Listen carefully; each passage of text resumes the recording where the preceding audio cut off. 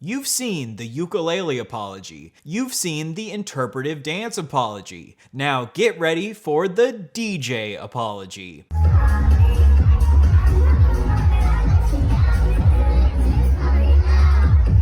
Except, unfortunately, the DJ apology isn't actually an apology. It's Cody Co running away from taking responsibility while doing a shitty DJ show. As much as we all made fun of Colleen for her ukulele apology, at least she made an apology. And I'm just gonna go ahead and say what we're all thinking right now. We all would have forgiven Colleen if Toxic Gossip Train would have been set to a sick-ass beat. Toxic Gossip Train, chugging down the tracks of misinformation. Toxic Gossip Train, you got a one-way ticket to Manipulation Station. Anyway, a couple days ago, Cody played a DJ show in Las Vegas. This was his first public appearance since the video from D'Angelo Wallace criticizing Cody came out last week. Even though millions of people are currently asking Cody to address the situation, it looks like he's just taking the route of choosing to ignore the situation and hope that it goes away. I don't know if Cody even considered how bad it would make him look to play the song Sorry by Justin Bieber in this DJ set. But him bobbing his head along to this song looking like a moron while ignoring child grooming allegations against him is so crazy that it's beyond parody.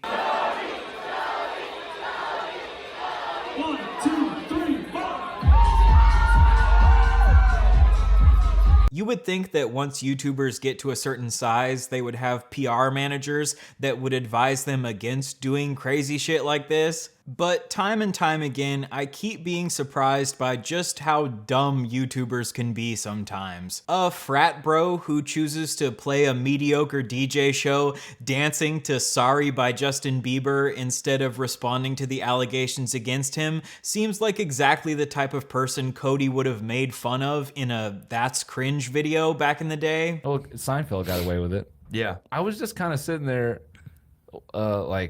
reading just one of those tweets, and I'm like, how is it that when people get rich, that's top 5 things they get caught doing? What, dating younger people? Just assaulting children, or But now it seems like Cody has decided to become the cringe. And sadly, this quote from The Dark Knight seems to be truer than ever. If you're not up to date on the Cody Co situation, go check out the video that D'Angelo Wallace made. He did a great job breaking the situation down, and I don't want to spend a ton of time rehashing details that a lot of people have already talked about. But basically, Cody Co allegedly slept with Tana Mojo when he was 25 and she was 17. According to her, she was a big fan of Cody and they slept together at Playlist Live in Florida. The age of consent is 18 in Florida, but even if the age of consent was younger, it would still be absolutely crazy to sleep with a minor who is 8 years younger than you. Allegedly, Gabby Hanna warned Cody that Tana was a minor, but he decided to sleep with her anyway,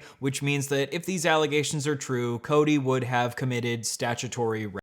I told a guy, I saw him making out with a girl at a party who was underage, and I pulled him aside and I was like, hey man, you probably don't know, I know she looks a little older, she's underage, watch it. And he's like, oh my God, thank you for telling me. And then he turned that. I've seen some backlash online where people are upset that other people have been using the word allegedly when talking about this situation. I understand that referring to these types of situations as just allegations can kind of feel like it puts their validity into question. But I think a lot of people on the internet don't really understand how much legal trouble you can get yourself into if you don't refer to these types of situations as allegations. If you're just talking to one of your friends about a situation like this and you don't use the word allegedly when talking about it because you believe the victim's testimony, I think that's totally fine.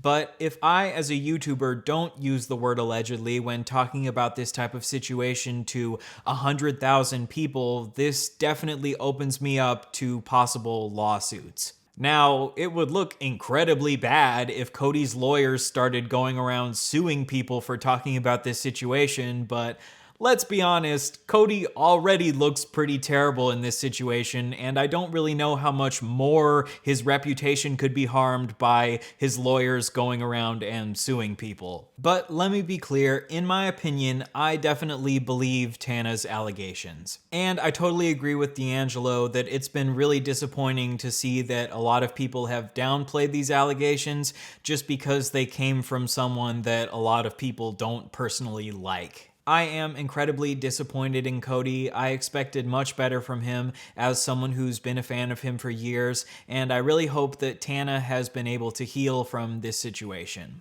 Unfortunately, I kind of doubt that Cody will ever acknowledge the situation. I've seen people bring up the fact that because he's from Canada, he risks possibly being deported if he openly admits to committing a crime. If I had to guess, he'll probably leave the internet for a couple of months and then eventually return to the internet, now with a lot less viewers than before, but he'll probably still be able to get enough viewers to make a decent amount of money off of it. Unfortunately, on the internet, once someone gets to a certain size, they can usually afford to just ignore these controversies and still make a decent living off of it. I definitely think he should respond to the situation, but he also shouldn't have allegedly slept with a 17-year-old.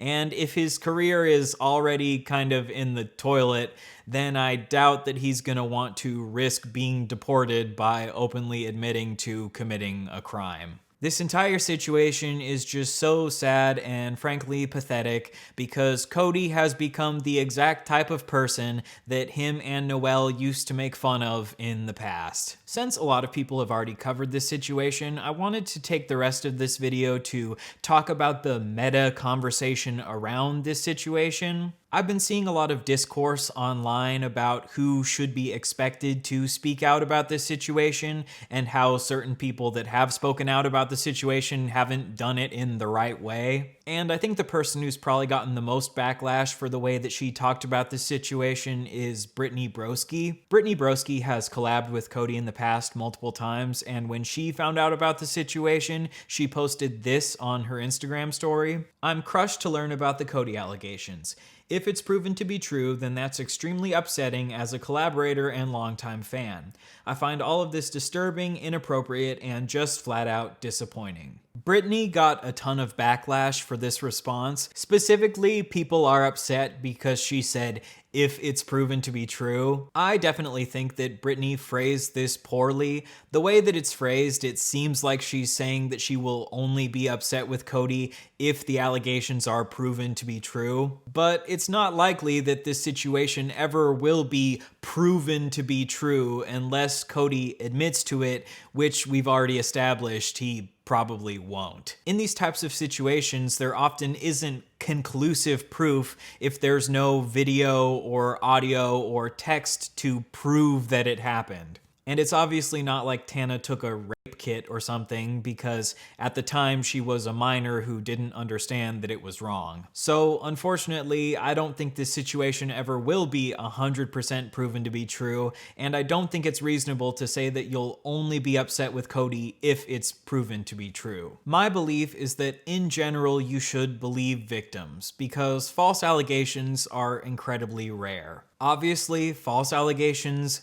do exist, so this doesn't apply 100% of the time, but in general, throughout history, we've lived in a society where people didn't believe victims, so I think that in general, we should believe victims a lot more than we have in the past. And I don't think you need to wait until allegations have been 100% proven to be true beyond a shadow of a doubt before you choose to be upset with someone who has been alleged of committing a crime. In a court of law, it's innocent until proven guilty, but the internet is not a court of law. Now, I'm not saying that you should flip completely the opposite direction and that the court of public opinion should be guilty until proven innocent, but I do think that you should lean towards believing victims because false allegations are so rare. And in this situation, you have Tana making a serious allegation that Cody has not denied, even though he probably would be denying it if it was false. And you have Gabby as a secondary witness backing up Tana's allegation,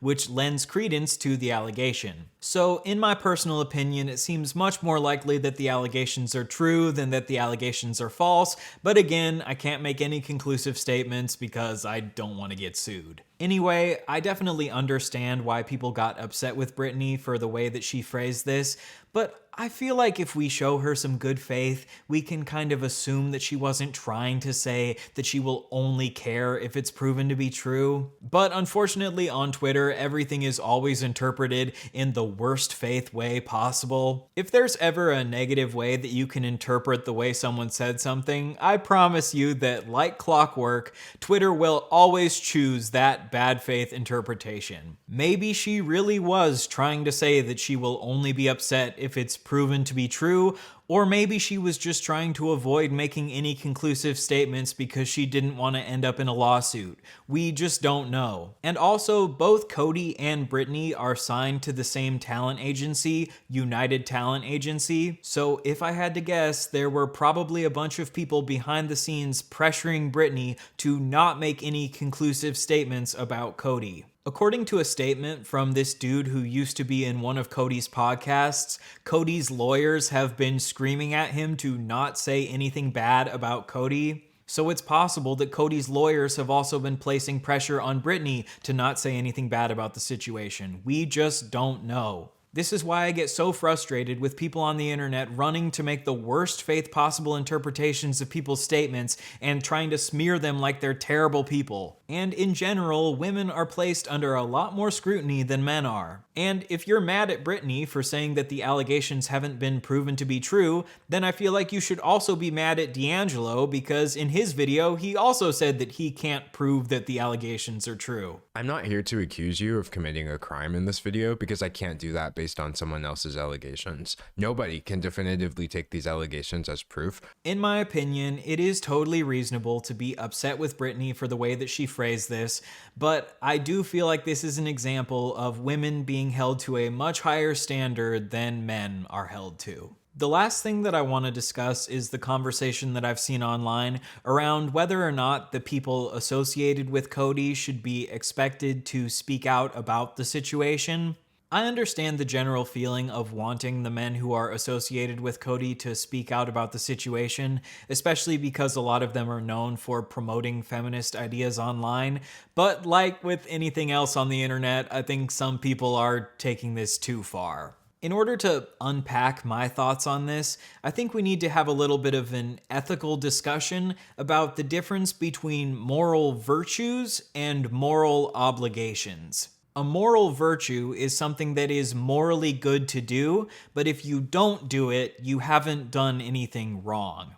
A moral obligation is something that is both morally good to do, and if you don't do it, you have done something wrong. For example, it's a moral virtue to give to charity, but it's debatable exactly how morally obligated people are to give to charity and exactly how much money they should be expected to give. However, with something like, for example, driving under the speed limit, it's not only morally good to drive under the speed limit, you are also morally obligated to drive under the speed limit, because if you don't, you are putting the lives of other drivers at risk. All of this to say, I think it would be morally virtuous for creators who are associated with Cody, like Noel, Meat Canyon, Danny, Drew, or Curtis, to speak out about the situation. I do think in the commentary community, there's a bit of a vibe that the most powerful group in the community is this small group of dudes at the top. And in the past, Cody was one of those dudes. And being a part of this small group doesn't mean that they've done anything wrong. This is just the nature of being the largest creators in the community. But I think part of the reason that they're the largest creators in the commentary community is because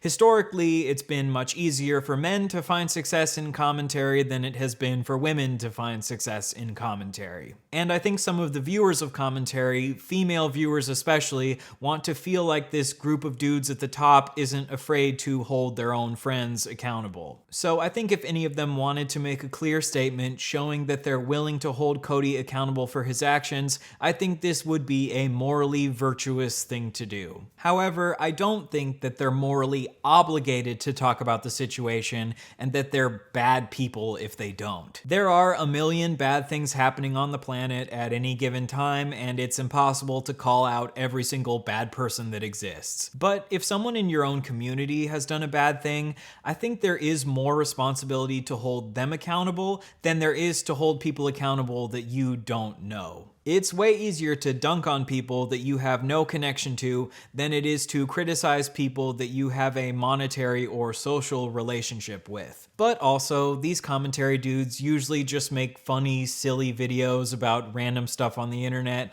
and they don't usually weigh in on massive controversies, so I don't really think it's reasonable to act like they're morally obligated to talk about this controversy just because it involves someone that they're personally connected to. If there's anyone that I think probably should talk about the situation, it would be Noelle. But just like with Brittany, it's possible that Noelle is under some sort of contract with Cody, or he's signed some sort of NDA, or he's under a bunch of pressure from Cody's lawyers to not speak about the situation. We just don't know. I feel like what can happen is people on the internet get frustrated because they aren't getting any sort of response out of Cody, so they're turning to everyone associated with Cody to try to get some sort of response from them instead. I understand the desire to do this. I understand why you want people in Cody's life to hold him accountable, but let's not lose sight of the fact that the main person we should be focusing on here is Cody. And also, the way that some people on the internet are completely unhinged makes it even less likely that creators are going to want to talk about these sort of controversies. The fact that a lot of people on the internet think it's totally normal to send DMs to random creators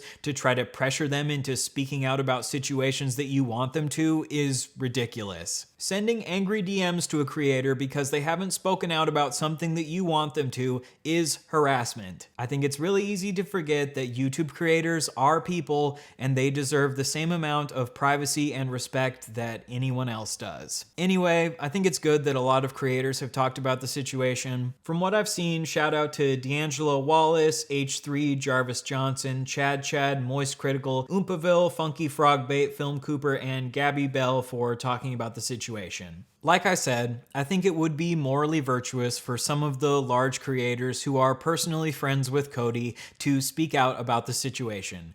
But like I've said, I don't think they're morally obligated to speak about the situation, and trying to harass them into speaking about it accomplishes absolutely nothing. But most importantly, my thoughts go out to Tana, and I really hope that Cody does decide to respond to the situation, even though I sadly think that's probably unlikely. It looks to me like Cody might choose to just live out the rest of his days as a mediocre DJ. And if you ask me, that is the worst fate humanly imaginable. All right, see you guys next time.